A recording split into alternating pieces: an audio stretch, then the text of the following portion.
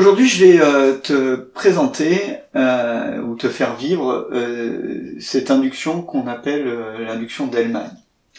Alors c'est une induction très particulière parce que, je l'ai déjà dit, en fait c'est une induction compacte, c'est une induction qui est rapide, elle a été construite comme telle, elle reprend bon nombre on va dire, de phénomènes hypnotiques et bon nombre de mécanismes hypnotiques comme ça, qui sont condensés en quelques minutes. C'est une induction intéressante parce qu'on peut l'apprendre de manière protocolaire, et même si, j'allais dire, on n'est pas affûté dans l'hypnose, on peut l'appliquer. Voilà. Elle a été prévue pour les médecins, elle a été prévue pour les dentistes, pour les gens du monde médical. Hellman l'a conçue pour qu'elle soit rapide, qu'elle soit facilement enseignable, et surtout pour qu'elle puisse être présentée sans que l'on parle d'hypnose. C'est assez surprenant, mais on peut la présenter sans parler d'hypnose. Objectif, amener une personne dans un état d'hypnose profond en quelques secondes, quelques minutes. Alors lui disait que voilà, si ça devait prendre plus de 2 minutes pour guider quelqu'un vers l'hypnose, alors ça n'était pas exploitable dans un cabinet médical. Alors, quoi que tu vives là aujourd'hui, quoi que tu puisses vivre avec cette induction, l'objectif c'est déjà de la comprendre, de la percevoir pour soi, de voir un petit peu ce qui se passe dans les mécanismes. On va la présenter de deux manières. Une première manière où je parle, je t'induis en fait l'hypnose, et juste après je vais induire l'hypnose et en même temps expliquer. Ok, donc tu vas fermer les paupières, tu vas respirer tranquillement, voilà, et on va se dire que on joue exclusivement dans un premier temps avec ses paupières. Cela te convient-il ? Ok. Alors je vais montrer qu'on n'est pas obligé de parler d'hypnose. Alors, évidemment, on en parle, on le sait, mais je vais te montrer que dans les mots, on ne parle pas à aucun moment d'hypnose. Tu vas imaginer que donc tes paupières sont fermées, tu vas t'imaginer les paupières fermées. Tu peux faire ça ? Oui. Ok, donc je te questionne, j'ai juste besoin à chaque fois vraiment effectivement que tu me dises exactement ce que tu te sens capable de faire ou pas. Donc tu as les paupières fermées, tu t'imagines les paupières fermées, tu vas imaginer que tes paupières sont fermées pour une bonne raison. Alors, par exemple, les muscles relâchés. C'est une bonne idée, ça. Et tu vas identifier tous les points de pression, tous les points de tension qui pourraient te démontrer le contraire. Tu sais, des fois, on peut se dire, ok, j'ai les muscles relâchés, mais finalement, tous ne sont pas complètement relâchés. Donc, on sent des tensions au niveau des paupières, au niveau des yeux. Même si les paupières sont fermées, on peut sentir des tensions. Je veux que tu identifies tous les points de tension jusqu'à ce qu'il n'y en ait plus du tout. Quand c'est le cas, tu me fais un simple signe de la tête. Un relâchement complet des paupières.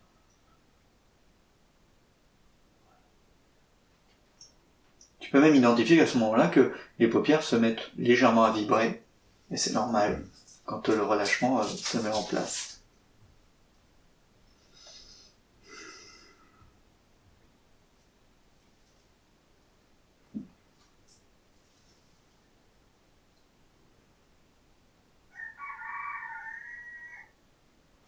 Alors l'idée n'est pas d'être dans une recherche de perfection, mais juste d'identifier quand les choses sont bien en place. Ok, parfait. La troisième chose que tu vas faire, tout aussi intéressant, donc tu as fermé tes paupières, tu t'es imaginé les paupières fermées. Deuxième chose, tu as imaginé que les paupières sont fermées pour une bonne raison, que les muscles sont relâchés. Tu vas simplement imaginer que tes paupières n'ont pas envie de s'ouvrir, que quoi que tu fasses, consciemment, comme ça, les paupières ne s'ouvrent pas. Donc moi je ferme mes paupières, j'imagine que mes paupières ne veulent plus s'ouvrir, qu'elles sont dans l'incapacité de s'ouvrir. C'est une idée. Ça arrive, hein, ça, quand on est extrêmement fatigué, quand tout d'un coup les paupières se mettent à cligner, tu sais qu'elles se ferment, on n'arrive plus à les ouvrir. Donc, tu imagines ça. Je te mets dans ce contexte-là.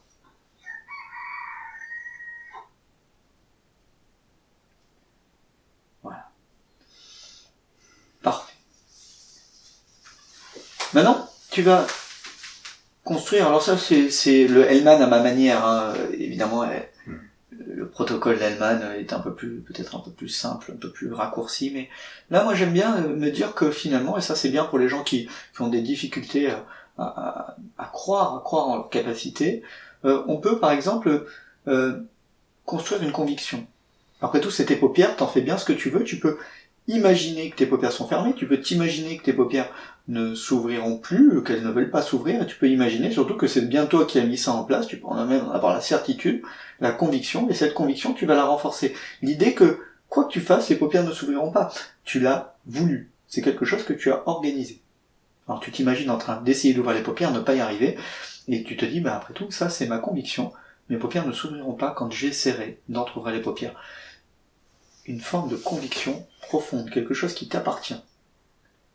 Quand tu auras construit cette conviction, et ça c'est vraiment la dernière chose à faire, quand tu auras construit cette conviction, alors tu essaieras. Tu essaieras uniquement parce que tu es convaincu que les paupières ne s'ouvriront pas. Tu peux d'ores et déjà t'imaginer en train d'essayer d'ouvrir les paupières et ne pas y arriver. Et plus tu essayes, moins tu y arrives. N'est-ce pas ?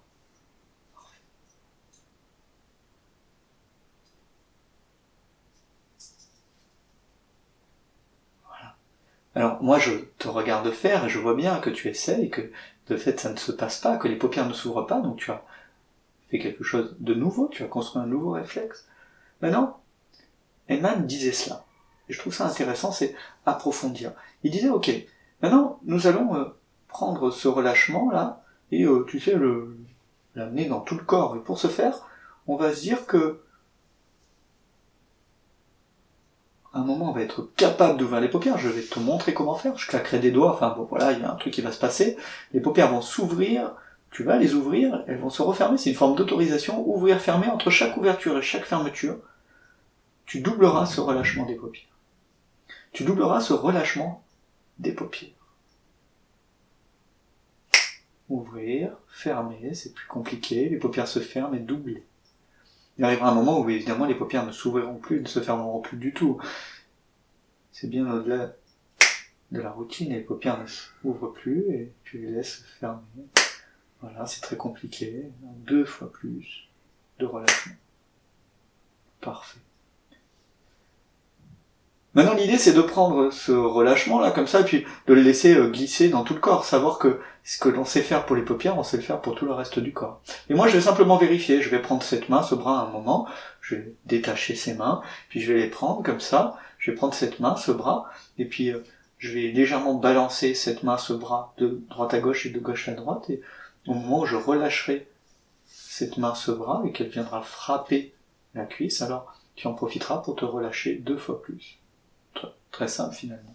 Plus aucune tension, relâchement 2 fois plus. 2 fois plus. Et donc là, ce faisant, on approfondit. On approfondit cet état de relâchement physique. C'est très agréable. Puis on en profite pour expliquer, pour se dire que c'est très agréable. Voilà, comme ceci. Parfait. Alors elle-même après faisait une chose extraordinaire, il invitait la personne à se relâcher mentalement, là. Alors on peut se dire, ouais, mais je sais pas faire, je sais pas ne pas penser. En fait, c'est plus facile que de se relâcher physiquement, parce que le corps, normalement, est dans la réaction.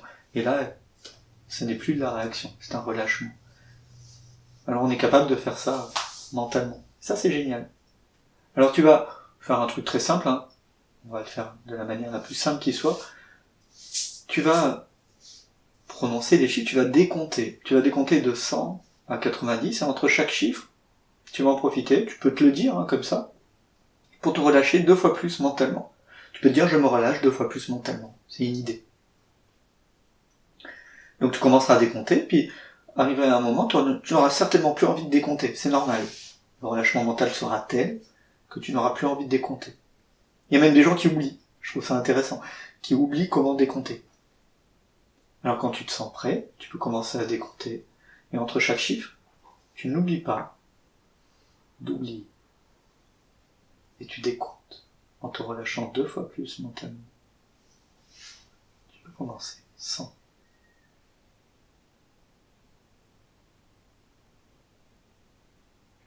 Quand tu seras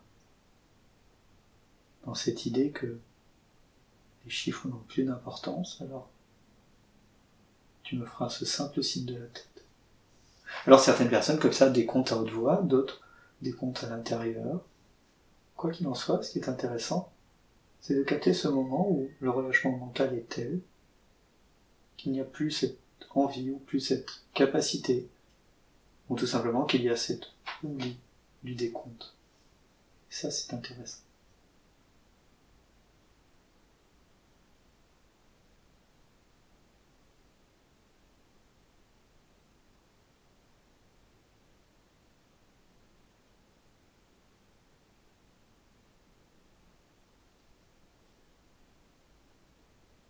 Parfait.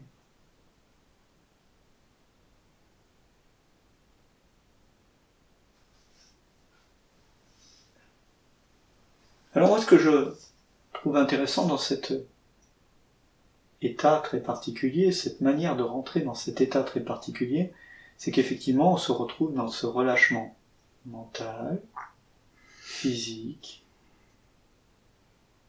et cette idée que, à ce moment-là, on peut commencer à suggérer des choses. Tu sais, cette idée que, à un moment, on peut effectivement en profiter pour aller au-delà.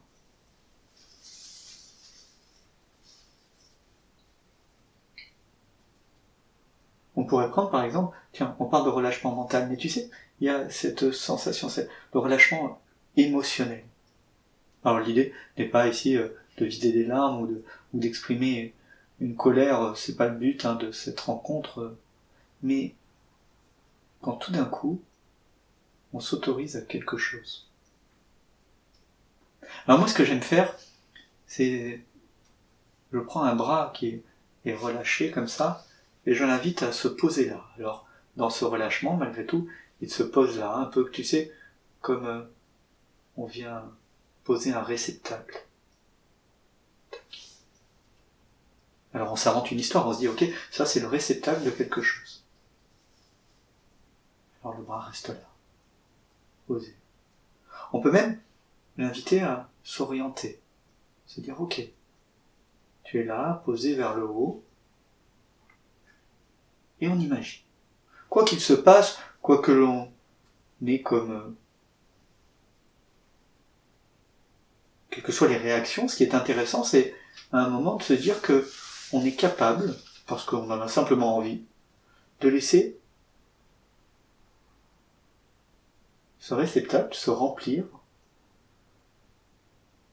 de toutes ces tensions, tu sais, tout ce qui est, je parlais de relâchement émotionnel, mais on peut facilement imaginer, il y a des histoires, il y a un vécu, il y a des choses du moment, des choses déjà vécues, des choses qui sont là, liées à l'instant présent. Il y a plein de choses, il y a toujours plein de choses, plein d'idées, plein de pensées. On peut se dire que là, dans ce réceptacle, on met toutes ces idées, toutes ces pensées, tout ce qui nous encombre, tout ce qui finalement n'a plus lieu d'être là à l'intérieur. Ça peut être même certaines croyances, je crois que, j'imagine que, des choses qui ne nous servent pas, ou qui ne nous servent plus, ou dont on ne veut plus se servir. Et les laisser prendre toute la place à l'intérieur, dans ce réceptacle. Ce qui fait que, si c'est là, ce n'est plus là. Intéressant comme idée. Évidemment, tout ça, ça a un poids. Alors, au bout d'un moment, on va bien sentir que, et c'est normal, que tout ce poids-là finit par peser, là, au bout de cette main, dans ce réceptacle. Ça finit par être particulièrement lourd, c'est normal. Il arrivera un moment où c'est difficile de retenir. Mais d'ailleurs, c'est souvent difficile de retenir les choses ici, alors finalement c'est un peu pareil. Là. Alors il y a des choses que l'on garde parce qu'on ne sait pas qu'on peut s'en débarrasser, des choses que l'on garde parce qu'on hésite à s'en débarrasser, des choses que l'on garde parce qu'on se dit que ça pourrait servir, des choses que l'on garde parce qu'on a peur, tout simplement, de se débarrasser, d'évacuer, de libérer, de s'écarter, j'en sais rien. Enfin bref, on a peur de ça. Alors, ce qui sera intéressant là, c'est d'utiliser ce moment très particulier pour ramener tout ce qu'il y a là, ici, et de se dire que ressentir le poids, ce que ça représente, et puis quand finis par comprendre que finalement c'est bien trop lourd pour être tenu et supporté comme ça à bout de bras, tout comme c'était très certainement trop lourd ici. Hein. Ben là, parce que là c'est en bout de bras, alors on peut s'autoriser à verser, à laisser glisser. Et généralement, il se passe quelque chose. Une sensation.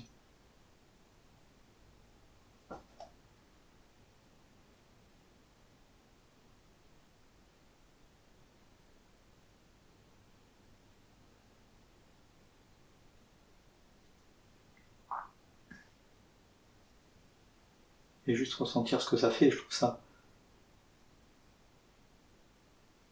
que c'est une bonne chose, tu sais, quand à un moment on s'est autorisé quelque chose, de ressentir ce que ça fait à l'intérieur.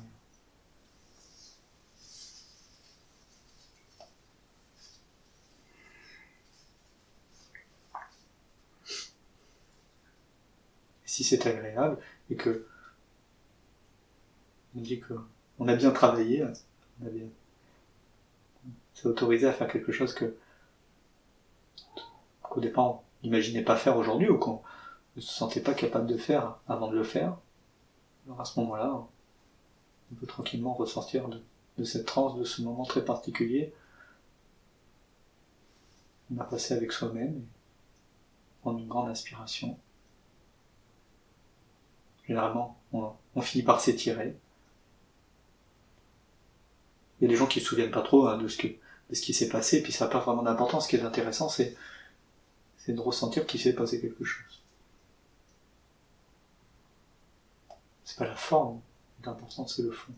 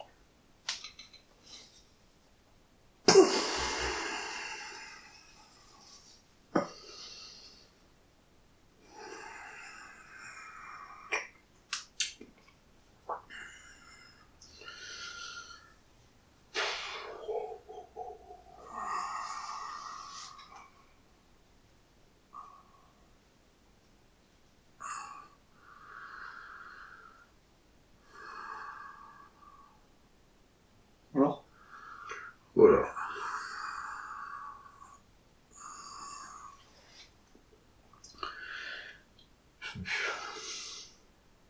bienvenue. Merci.